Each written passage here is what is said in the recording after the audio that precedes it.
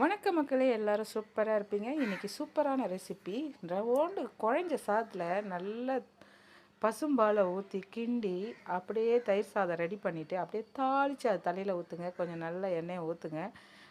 எண்ணெய் ஊற்றிட்டு ஒரு அரை ஸ்பூன் கடுகு நல்லா வெடிக்கிட்டுங்க. சில பேர் டக்கு டக்குன்னு வேலையாகணும்னு முடிச்சிடுறாங்க. கடுகை நல்லா வெடிக்க விட்டு காஞ்ச மிளகாவை உங்கள் காரத்துக்கு தகுந்த மாதிரி ஒரு 4-5 மிளகாவை கிள்ளி போட்டுக்குங்க. கருவேப்பிலையும் போட்டுங்க. கருவேப்பிலை நல்லா பொரியட்டும்.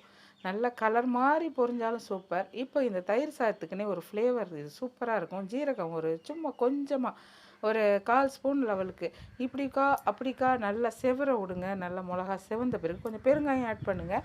கடன்னு வந்ததுனால உடையாந்துட்டேன்.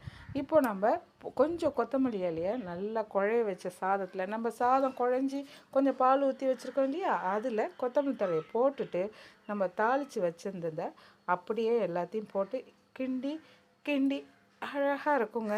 பார்க்கவும் சூப்பராக இருக்கும், வாசனையும் சூப்பராக இருக்கும். கடுகு அளவாக போட்டு சாப்பிடுங்க. இந்த வீடியோ உங்களுக்கு பிடிச்சிருந்தால் லைக் பண்ணுங்கள், சப்ஸ்கிரைப் பண்ணுங்கள், ஷேர் பண்ணுங்கள். முடிஞ்சால் ஒரு சூப்பராக கமெண்ட் கொடுங்க.